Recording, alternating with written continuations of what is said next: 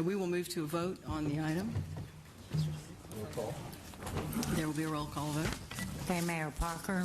Yes. Mayor Parker votes yes. Councilmember Stardick. No. Stardick votes yes. Davis. No. Oh, I'm sorry. I'm sorry. I didn't hear you. Try again. And what Stardick votes no. Davis. Yes. Davis votes yes. Cohen. Proudly yes. Cohen votes yes. Boykins. No. Boykins votes no. Martin. No. Martin votes no. Wynn. Yes. Wynn votes yes. Pennington. No. Pennington votes no. Gonzalez. Yes. Gonzalez votes yes. Gallegos. Yes. Gallegos votes yes. Laster. Yes. Laster votes yes. Green. Yes. Green votes yes. Costello.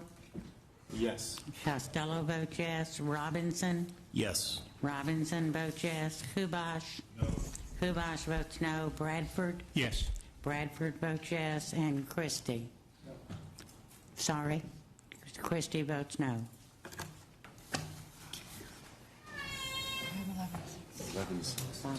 The ordinance passes 11 votes to 6 votes.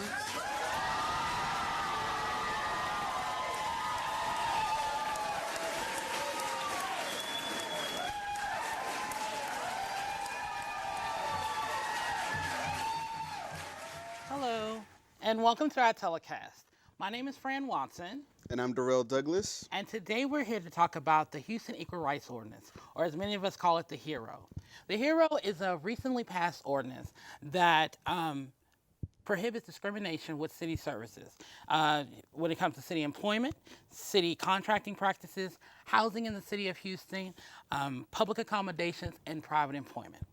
A couple of months ago, on May 28th, after hours of testimony from hundreds of Houston residents, business, civic, and religious leaders, the Houston City Council voted 11-6 to pass the HERO.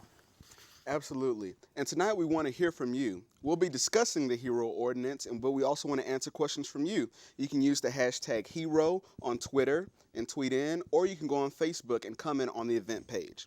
While there are many supporters of HERO, there have been many religious and community leaders who have opposed the ordinance since the beginning, and they've been very vocal about it. In fact, during the month of June, opponents of the ordinance led a petition drive in an effort to repeal the ordinance by placing it on the ballot this November. On July 3rd, opponents delivered petitions to City Hall. During a press conference, it was announced that 50,000 signatures had been collected. A little over 17,000 signatures are needed to get on the ballot in November. Now, our guests here this evening are here to talk about the HERO. They want to talk about the effects of the HERO, the next steps with the HERO, and the petition drive and what's happening going forward. So let's go ahead and meet our panelists. We have Monica Roberts. Okay, hello. We have Daniel Williams. Thank you for inviting me. We have Noah Freeman, Good evening. and we have Miss Christina Gorczynski. Hello. So again, like we said, we're here today to have the panelists answer your questions. We have some questions on hand, but feel free to call in. We want to make sure that people are informed about the HERO. This is a very important ordinance, and so we just want to make sure that all that are informed and just have a nice dialogue about this. So with that said, I guess we can go to the first question. Monica, why was it necessary to have an ordinance like HERO in the city of Houston?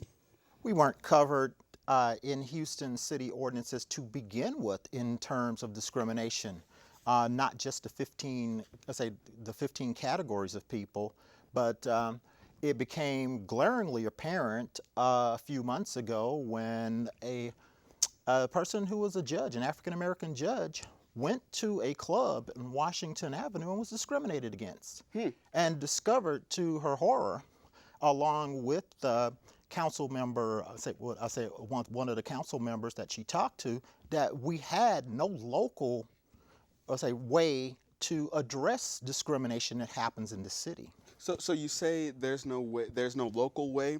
What exactly does that mean?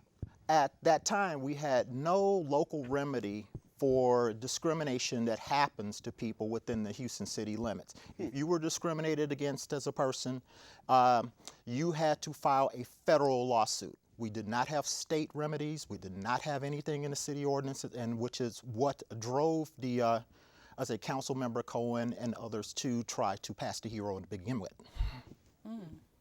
You know, Daniel, just speaking about this, what Monica was saying, whenever I've been listening to the news or even before the HERO was passed, we would always hear that it was controversial because some people's rights were elevated above others. And so I just want to know, and the viewers, what groups or classes are protected by this ordinance?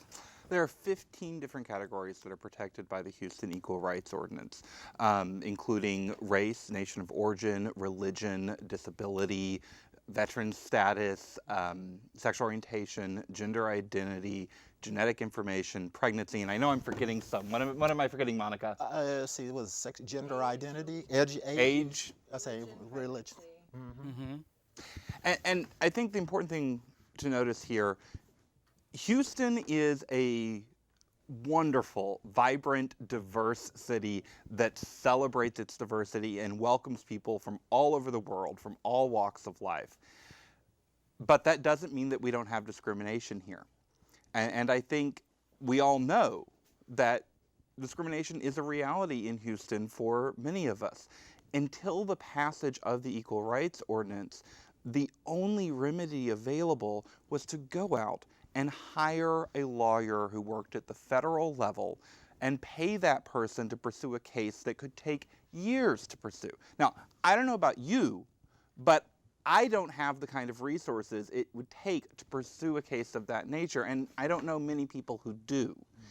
Since the passage of the Equal Rights Ordinance, if a Houstonian experienced discrimination in renting an apartment or in their workplace or at a local club or restaurant, they can take that complaint to City Hall here in Houston and entrust it to our elected officials and their appointed representatives in City Hall to pursue their case on the citizens' behalf.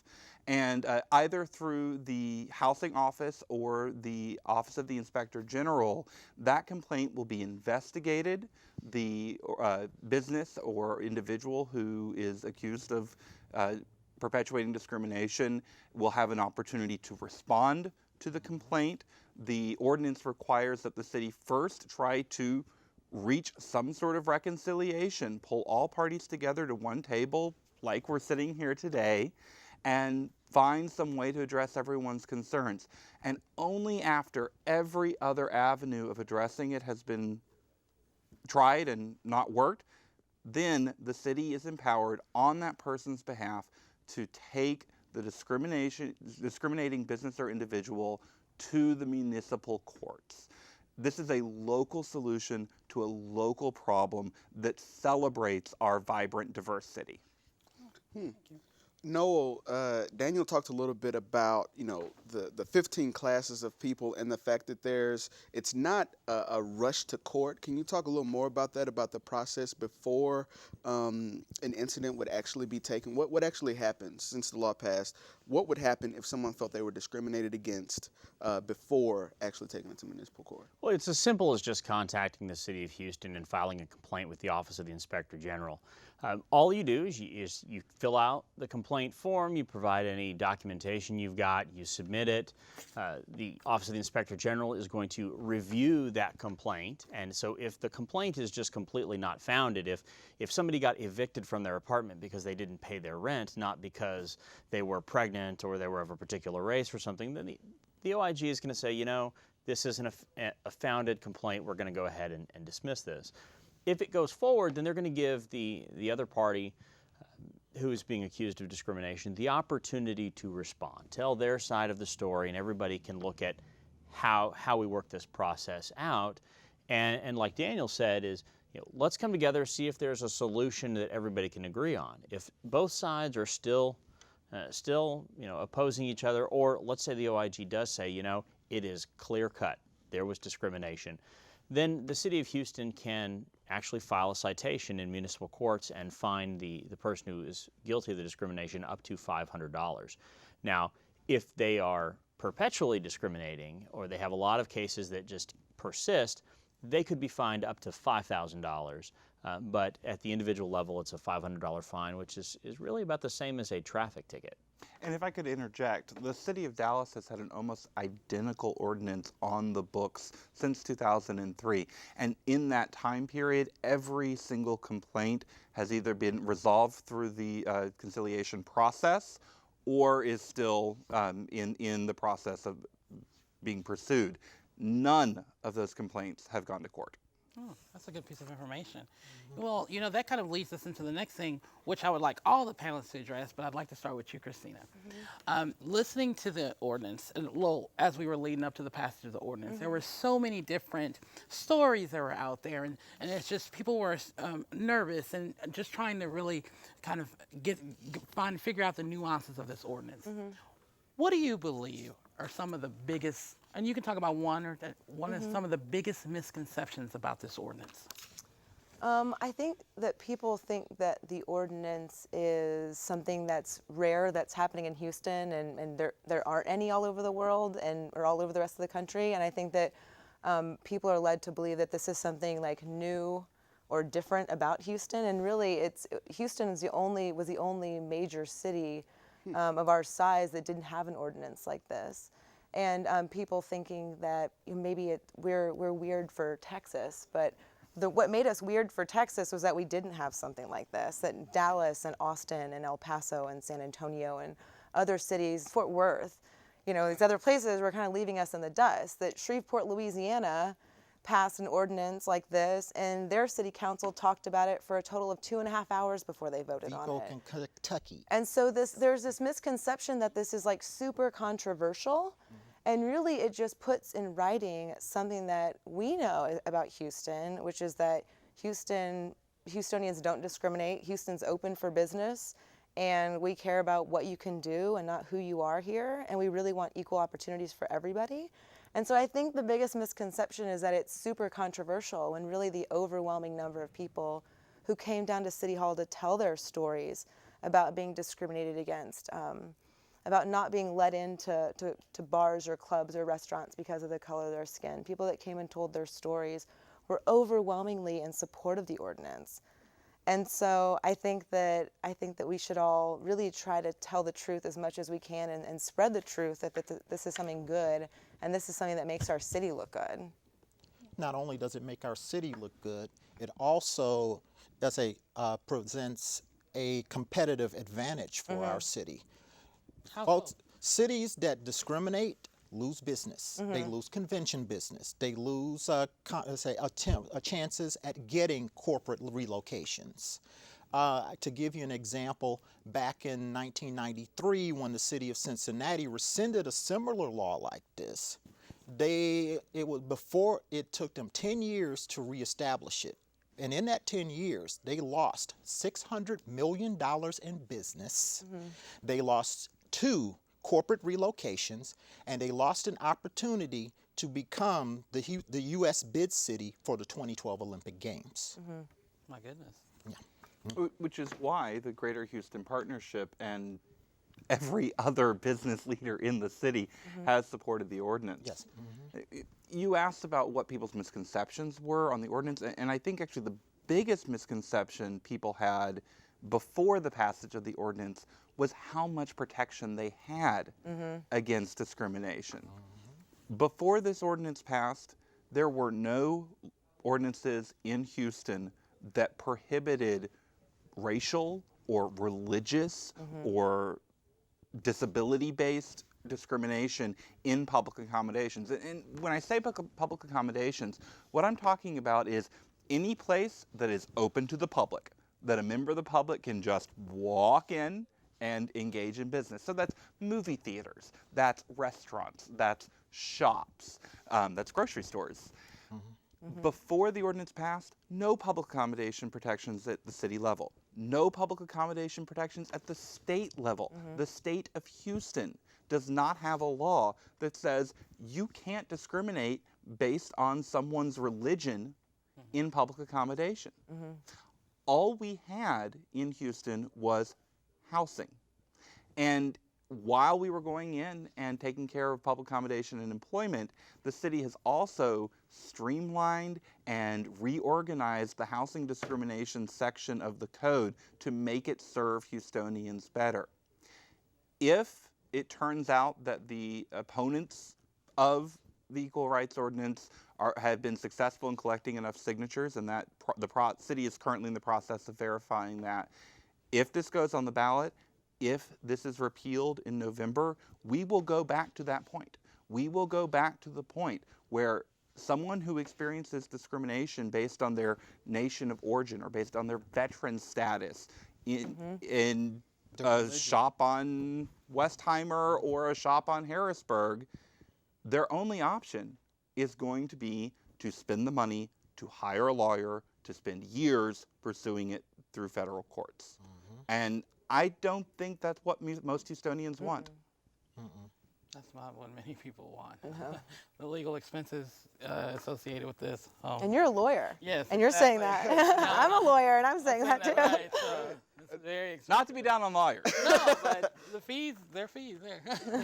No, and we talked about this a little bit before, and going off that lawyer piece, can we talk about what the process would have been before as far as trying to get something all the way to the federal level versus the access that's there now? What's the difference? Well, like Daniel said, these court cases take forever. There was a case that worked its way through the system of pregnancy discrimination. I mean, that seems really clear-cut and simple, pregnancy discrimination. That case went through the federal court process for 8 years. 8 years, the lawyers got paid hundreds of thousands of dollars, if not millions of dollars.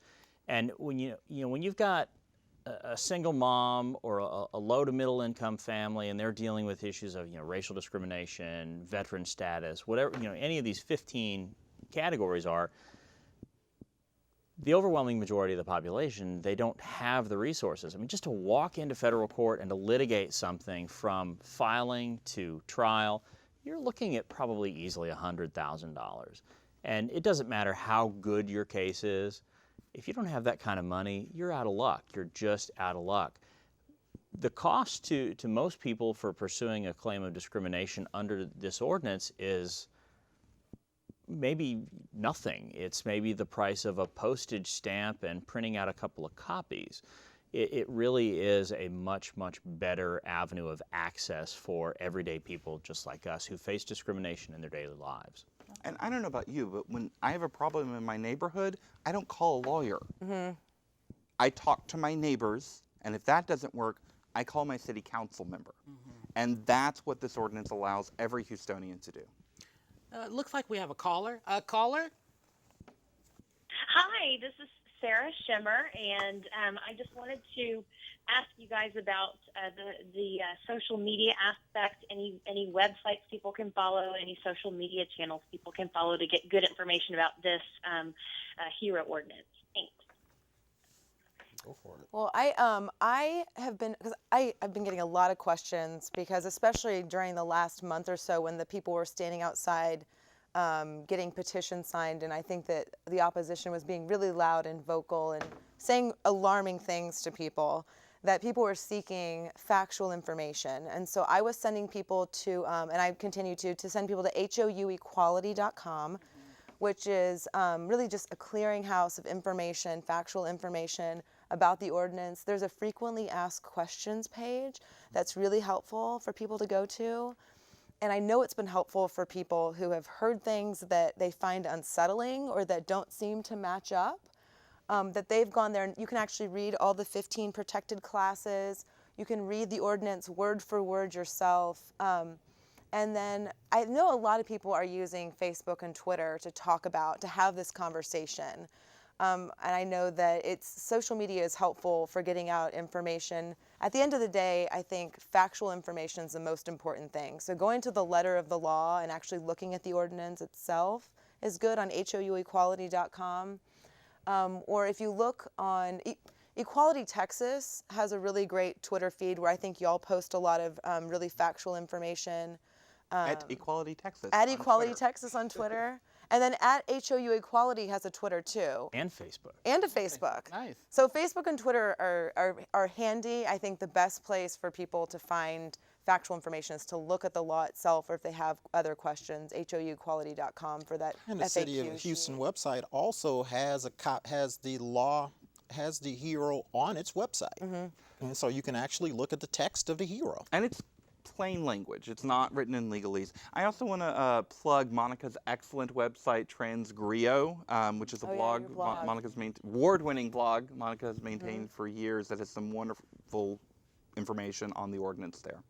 That's right. You did a lot of documenting leading up to the passage of the HERO. Every day you were doing updates. Yeah, and I've gone back to doing HERO reports and notes and everything of that has gone on with it, because in my travels around the country, once people find out I'm from Houston, the next question out of their mouth is, "What's going on with the HERO?" What is it? Is it in trouble or? So we are being watched, folks, by the rest of the state, the nation, and the world. For good reason. I think most people are watching it thinking, like, we already have this in my town. We have this law in my town. Things seem to be going really well. What's the deal with Houston? And what can we do to help you get factual information out? And then also, I think, again, it is always surprising. People are surprised that they weren't protected before. I think people were surprised. They couldn't believe that that getting discriminated against based on the color of your skin, that there wasn't already something in the law where you could file a grievance of some kind. And it's people are also surprised. laughable in some cases when you look at some of the cities that have passed laws like this, like Vico, Kentucky, population 330. Our neighbors in Shreveport, I think- New yeah, Orleans. my favorite. New Orleans has had this law on the books since 1998. Louisville, Kentucky. Boise, Idaho, I believe. We have, many of the cities that and even some of the international cities that we compete with, like London, Paris, New York, LA. They have these laws on the books. These are cities that we will be competing for if we want to have an Olympic Games here. The IOC is going to be taking a very hard look at future host cities and seeing whether or not they have these types of laws that protect human rights on the books. They do not want a repeat of what happened in Sochi a few months ago. So if Houston is serious about getting an Olympic Games, the HERO was step one into getting any chance at a future Olympic Games here. And Houston is not unique in having this ordinance. Where Houston is unique is how accessible our ballot is. In most cities, there is no process to collect signatures to try to repeal an ordinance. And if there is, the threshold of signatures that need to be collected is much higher. In Houston, we're the fourth largest city in the nation, and our threshold for collecting signatures is just over 17,000, which seems like a lot, but is not really when you think of a city of how many million? 2.2 million. 2.2 2 million people in Houston and 17,000 signatures needed to repeal. And in some ways I like that. We have an accessible process. We have a very public process. So those signatures have been turned in. That's a public document now. Copies of the signatures, all the petitions are online, and those are on a website. It's a Houston petition. HEROpetition.com. HEROpetition.com. So everyone can view the process. Everyone can see how the process works. And if you think you may have your name on there and you didn't sign it, there's an affidavit that can be filled out and be sent to the city that, no, I did not sign the petition to repeal the ordinance that protects Houstonians from discrimination. Well, looks like we have another caller. Caller, what's your question? I just want to make a comment. I am 92 years old. I am not a native Texan. I have moved here from Springfield, Missouri, about 10 years ago, and we had a human rights ordinance in the city, and I was once on that council, and it worked very, very well to coordinate a person's comments or difficulties with the employer or the business that was charged with a violation of human rights. It really was a very wonderful thing for Springfield, Missouri to have. And so we're ahead of Houston, way ahead of Houston. I have a question for you. Was there a lot of opposition when you were on council and this thing was passed? Well, you know, the thing is that it was always there, and I do not remember the controversy when it was passed. So I have no knowledge of that part of it at all. Well, thank you for your comment. Well, you're very welcome. Good luck to you. Thank you. Looks okay. So See, that's one thing that made Houston very unique in not having an ordinance is 18 states and about 180, 185 cities across the country have protections like this. And so you have more than half the country who already has protections, and that's why, like Christina said, people just didn't realize they were protected because people around the country are just used to it. And in most cities, these ordinances, equal rights ordinances establishing local anti-discrimination policies, were passed in the late 60s or the 70s as a follow-up to the Civil Rights Act. Houston, in the 60s and 70s, for whatever reason, did not pass such an ordinance. So we're catching up. yeah. Well, we're going to take a little break. We have some people that are coming on. We have some guests that are be coming on to talk about the ordinance from a different perspective. Some of them oppose the ordinance, and so we want to see what their concerns are, their questions, and then we'll have a couple of members of the couple panelists who will be able to address those concerns. And don't forget to tweet, use the hashtag, and go on Facebook. Okay. Again, we'll be right back.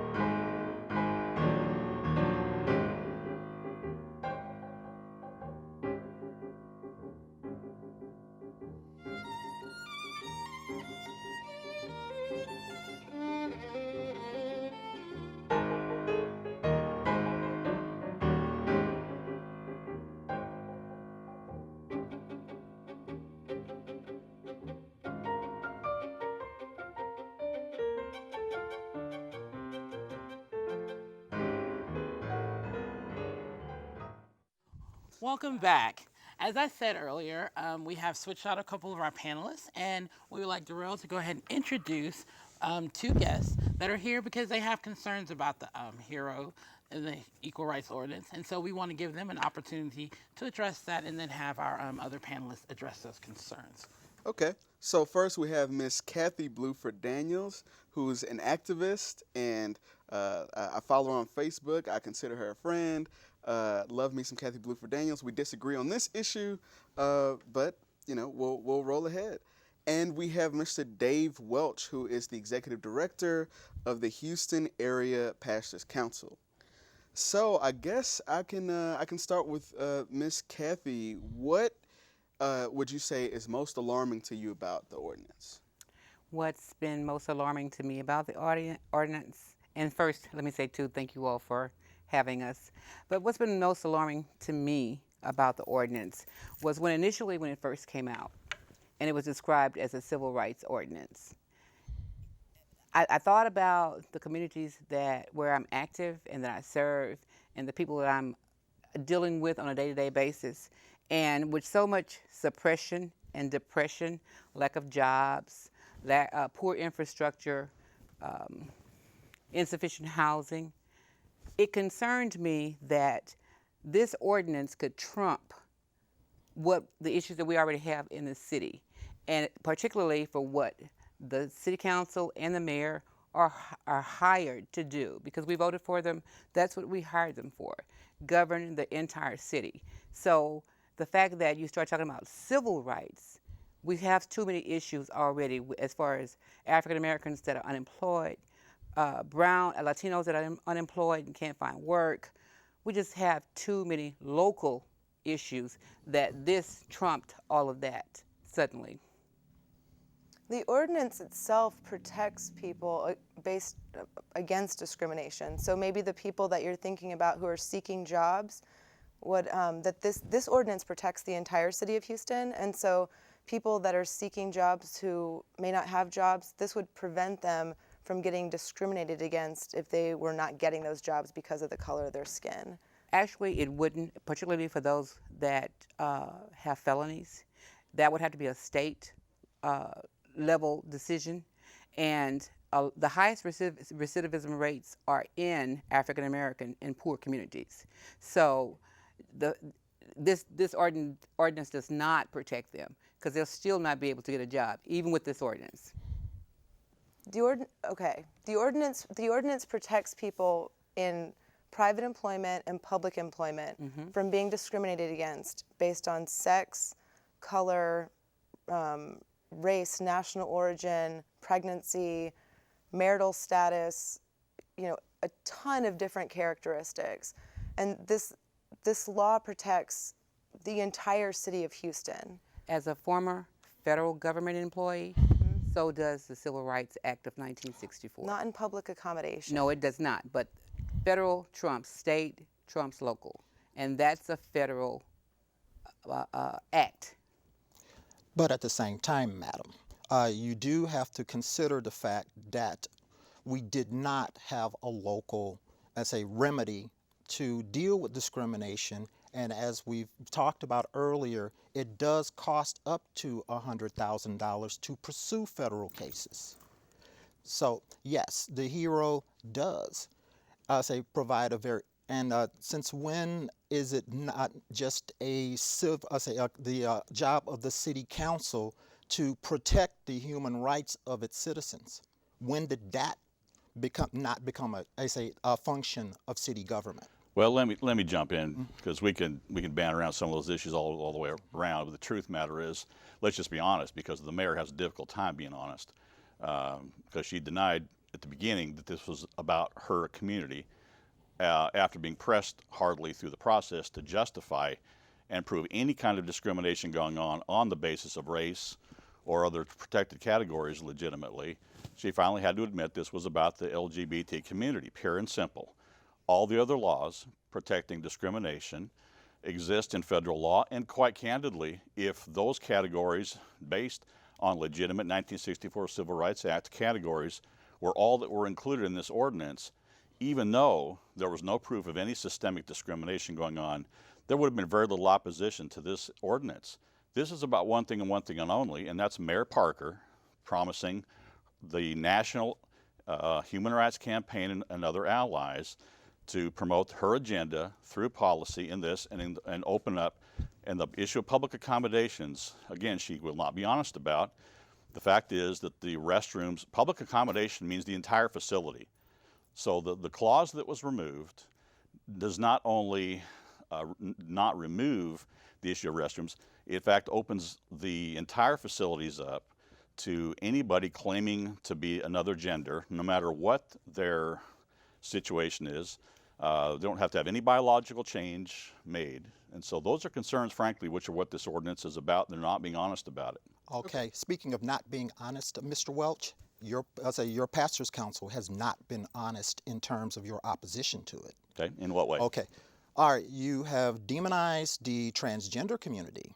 Okay, you've claimed that this ordinance was just a political for Mayor Parker, when in fact we already know that the city of Houston did not have coverage for any of the 15 categories. Okay, your opposition to this ordinance has been an attack on the transgender community of this city. No, this ordinance was an attack on the non-transgender community. No, your ordinance was an attack on the transgender community, period, when when many people on your side mischaracterized it as a predator ordinance.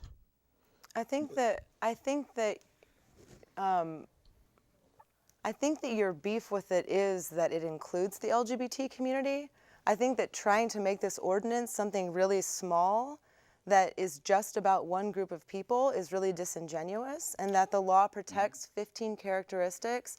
And I as a woman who uses public restrooms, when people say inflammatory things like that about people being able to come into restrooms, I completely understand like anxiety and wanting to keep people safe. And I feel like the people who are in law enforcement, like Sheriff Adrian Garcia, and someone who has a really long background in law enforcement, like Councilmember C.O. Bradford, so people that we entrust with keeping us safe are supporting this ordinance. You have educators and teachers who came in support of this ordinance. The Houston Area Women's Center, which is a community center that our city has basically, as a community, entrusted with keeping women and children safe and responding to some of the things that, the sort of scary, inflammatory things you're saying, that we trust these folks with taking care of situations like that they came out and strongly supported this ordinance because it protects a whole lot more people. It protects the whole city of Houston. And so trying to make it something small and trying to make it personal with her is something that I feel as though misses the entire point of what the ordinance is all about, and preventing people from being discriminated against. And I think that there are a lot of people that are looking at Houston really trying to figure out why you're trying to make it personal, like as something personal with her, like personal beef that you have with her. Okay, well, that's a legitimate question. And again, no, nobody, and this has been articulated, first of all, obviously the voices and the faces of this coalition opposing this ordinance are as diverse can be. They represent every corner of Houston, every color of Houston, okay? And so to try to kind of pigeonhole this or demonize or marginalize us is dishonest and disingenuous as well. So the question becomes, why does such a diverse coalition, from inner city African American to suburban Anglo to all different political viewpoints, oppose this ordinance in many different reasons? And this is just one of them, by the way. So we have public policy problems with this. This isn't personal, but the mayor is the one who's made it personal. So, you know, for her to continue to try to turn this as if this is not her agenda, which she finally agreed to, then it's dishonest for her or anybody else to say we cannot oppose a policy because the mayor is promoting it, when we kind of look at the law, and when we've had legal experts across the country analyze this. There are cases all across America where the concerns we have raised have been being carried out all over the country. Businesses are being prosecuted for simply exercising their conscience in an area that, frankly, one of the problems of this is asserting that as a characteristic, that sexual behavior or somebody deciding to claim their gender as something other than it is equal in the law to somebody's skin color. Now, that's patently offensive to those that have suffered generations of discrimination meaningfully. The courts used to have a standard for class discrimination protections that you have to actually had an immutable quality that was identifiable. You had to, as a class, suffer economic deprivation, lack of access to education, and other critical things as a group. The LGBT community, by its own demographics and using the census data statistics, is a privileged class, highly educated, very high access to jobs, politically influential. So question number one is, where's the discrimination? Prove it as a group.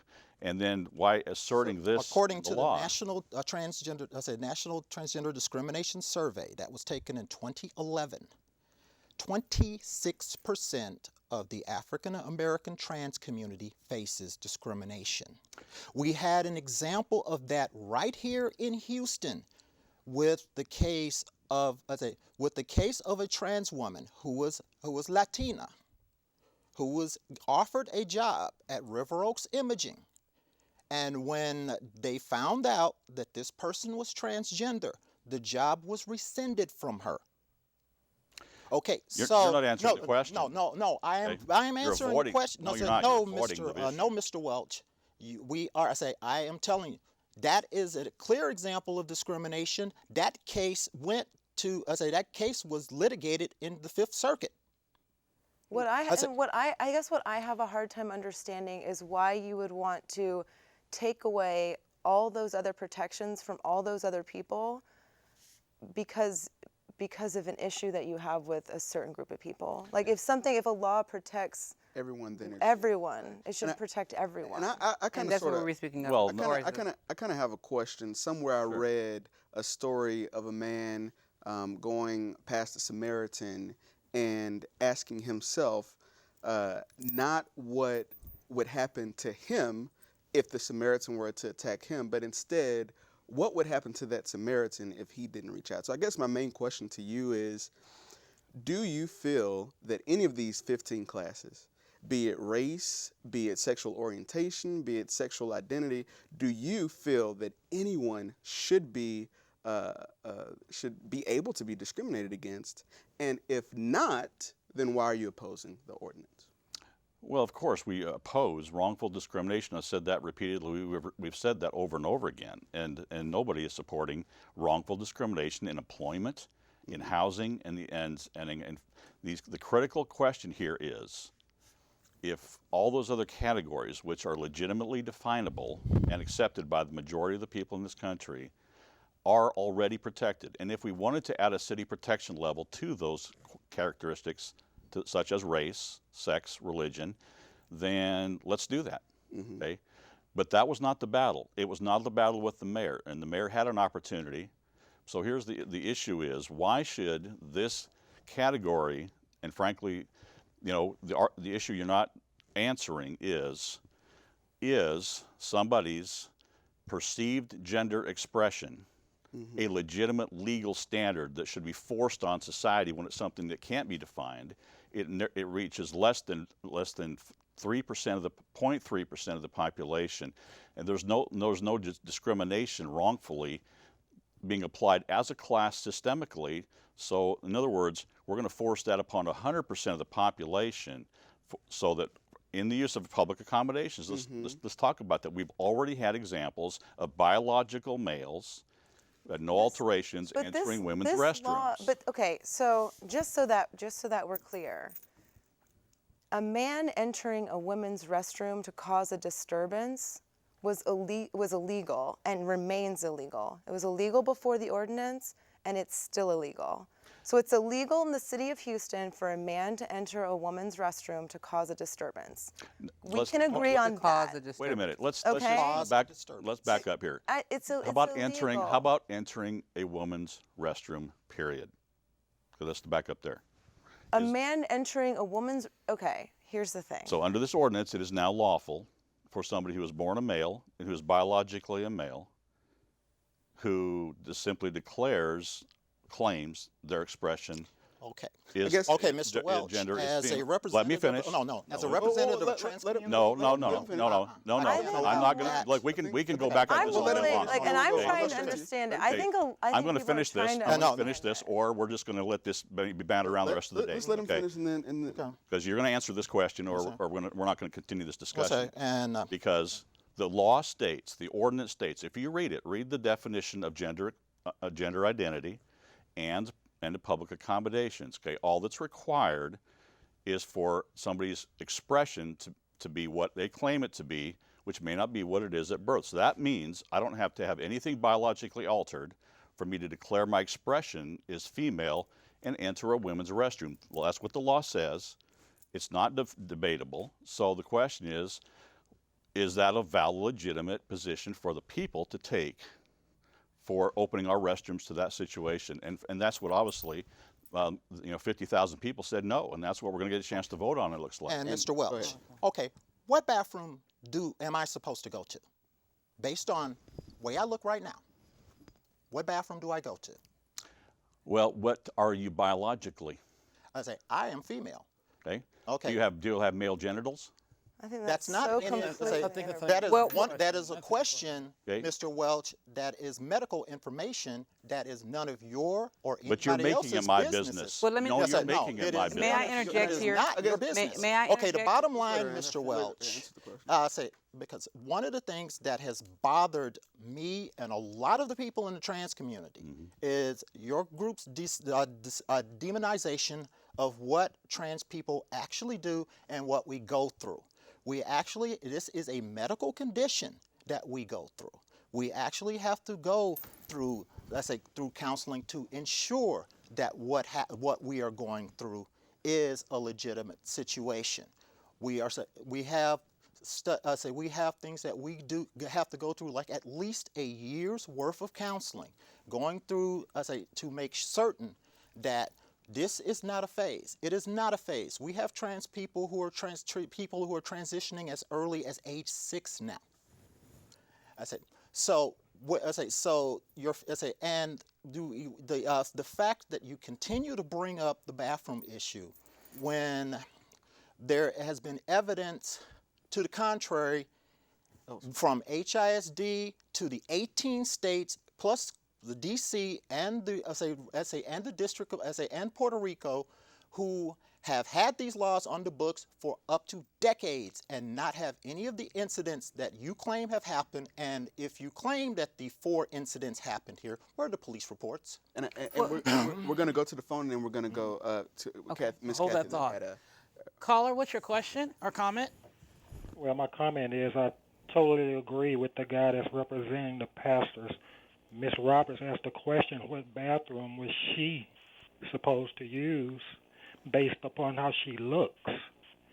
What bathroom is she supposed to use based on how he was born? And we're not discriminating. We're just standing our ground for our beliefs. We don't hate you. We just don't want you to hate us for what we stand for. Thanks a lot. Caller, what makes you think that I hate you? I think that the ordinance, I think that having a non-discrimination ordinance is something that the majority of Houstonians support. And that's I all think we're that saying. having this, the more you have this kind of conversation and have a hard time just letting go of something that's been asked and answered, and it really just puts in writing something that is already very Houston, which is we're comfortable with diversity. And the more you say that bad things are going to happen and they don't happen, just like they haven't happened across the country. Well, that's not true. I think being really Mr. Welch, Mr. Welch, 4 years ago, you claimed that when Mayor Parker extended the when you and your group claimed that when Mayor Parker signed the executive order that extended the protections of the order of the non-discrimination, Mayor Brown wrote, you claim that there would be an epidemic of people of men going into women's restrooms, and said you claim that never happened. That hasn't happened in the 3 years that these laws have been on the books. This ordinance or similar policies have been in place in HISD. Okay, let me please interject something here, if y'all don't mind. And we all have to be agreeable to agree to disagree. We all have our opinions. And one thing Mr. Welch mentioned was he talked about the less than 3% of the population that it covers. The other 97%, of course, will have an opportunity to go out and voice their opinion. The problems that a lot of us have, it's not personal. The problems a lot of us have is that 16, 17 people decided for 2.1 million people, whether they voted or not. And so all we're saying is, let's put it on the ballot, put it on make it a referendum, and let the people decide. If the people decide that we want this ordinance overwhelmingly, or 51%, then that's what it's going to be. But we have to be given an opportunity to more than just 16 people, particularly when you have one person who is the leader of the 16, 17 people that says this is personal to me. Well, we don't want it to be personal to you. We want it to be objective toward the 2.1 million people in the city that you're supposed to represent. I think it was personal. It was personal for a lot of the people around city council. It was personal. Well, it that became when Jerry personal for Davis was me. speaking about it, Well, yeah, it he became was personal talking for about me. being Then personal when you because start he talked talking about about wanting to make the world better for his son. So hopefully his son wouldn't face some of the same discrimination that Well, he he's already faced making growing him up. better, because they go to private You know school, what I mean? so he's already Like, got the advantage with that. If y'all But- have personal beef with certain elected officials, you have to at least recognize that it was for all of those city council members. I think they heard testimony. They did, and they really thought about it long and hard, and they made the best choice for their. They voted their conscience. And I don't doubt that. I'm saying we still should have put it out there for the people to decide. I think now, that there I will understand probably that be they're an representing. opportunity. I understand. I mean, I know what you're saying, but I know that they're representative of the people of their district. That's not what I'm saying. I'm saying I think there's going to be an opportunity for everyone to vote on it in November. I think early voting starts in October. Absolutely. And so the more people talk and actually hear the truth about the ordinance, I feel confident. And I think a lot of people feel confident that it's going to shake out almost the same way that it did around that city council table. And we'll I all think have to live that's with why that. That'll be we fine. have another caller. Caller, what's your question or comment? Caller, are you there? I'm here. Oh, go ahead. Hello. Hello. My thing is that it seems like through all this, the main thing has been the restrooms. And do you want, they talk about their children and explaining to their children, would they rather have a woman dressed as a man because it is a man in her mind, walk into a restroom and have to explain why a man was there? Or opposite, a lady walk into a man's restroom and explain to the son why the lady was there? Unless they make a big deal of it, they're not going to know unless mom or dad or somebody makes a big deal about it. And ma'am, you sort of share my sentiments, and I have a confession to make.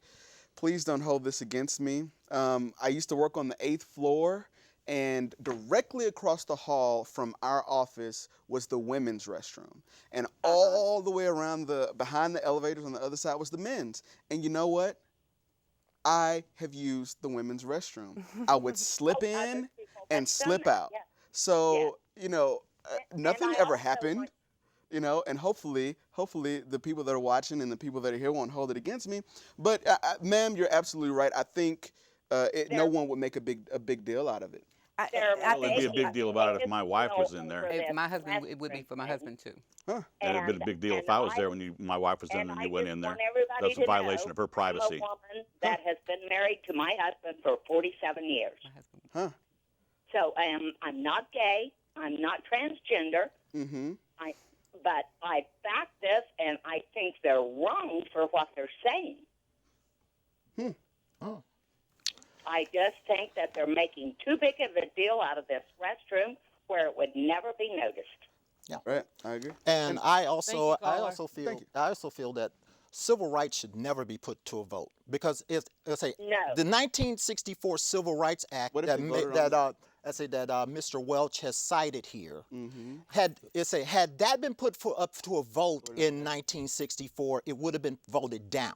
Or in 1919 It's when like- women's Oh, suffrage came up, yeah. or in 1863 when the 13th Amendment. Actually, I think we referenced We the did- Civil, Okay. 64, the Civil Rights The Act. Civil Rights. We referenced that because of the fact that we were saying that this was coverage already. And I understand But- with the exceptions of some inclusions. And one other thing I wanted to say too was I hate that you feel like that I'm an certain African groups- American. I'm an African American too. Me too. Okay, and Last I time I also checked. okay. So an African, I say, one of the things that we're tired of, and the African, I say, as African Americans who also happen to be members of the LGBT community, is being split between both of them.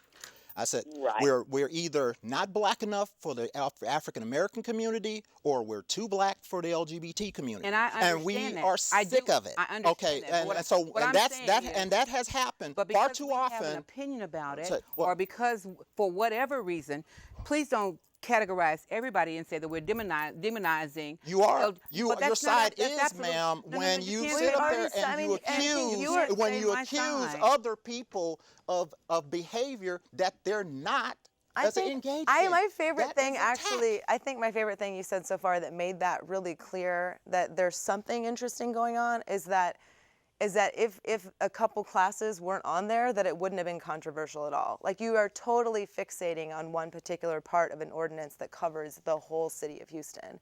And so I think that's really telling. I think that if it didn't cover a couple of people, like two groups of people, you wouldn't be on this TV show right now. There's You lots of wouldn't be groups of out people there. it doesn't cover. So the question is, if Tell me- you stop, if you don't have, as we've historically had, some standards of definition of who we add to protected classes, and simply it's anybody and everybody that has any characteristic we seem to identify that day, then what's left out? There's lots left out.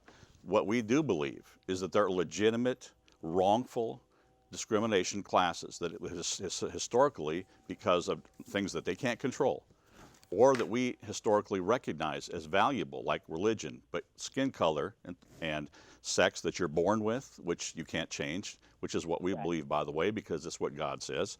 And historically, that when you're born a male, you're a male. If you're born a female, you're a female. So when we decide we're going to alter those things, why should that be forced on the rest of society for people who won't accept the way God created them, for whatever reason that may be, and that's their choice. But their choice is to now to take and to reshape most public policy Houstonians- for the rest of us. Most we Houstonians have to support this. We have to Most wrap. We have to wrap. We're going to find that out. We have to wrap it up, but go ahead. This has been fun. I want to thank the people that are watching at home, the people that are watching online, and of course, our panelists that came out today. This ordinance passed, and we'll see if it makes it on to the November ballot. But till then, we'll continue talking about it. I hope you had a good time as well. Make sure you register to vote. Make sure that if you want to see change, whether you're for this ordinance or whether you're against this ordinance, Amen. make sure you're registered to vote and get out there and vote. I'd like to thank all of our panelists. I'd like to thank Daniel Williams and Noah Freeman. They're left. I'd like to thank everyone here for coming out. And good night, everybody. Thanks for your calls.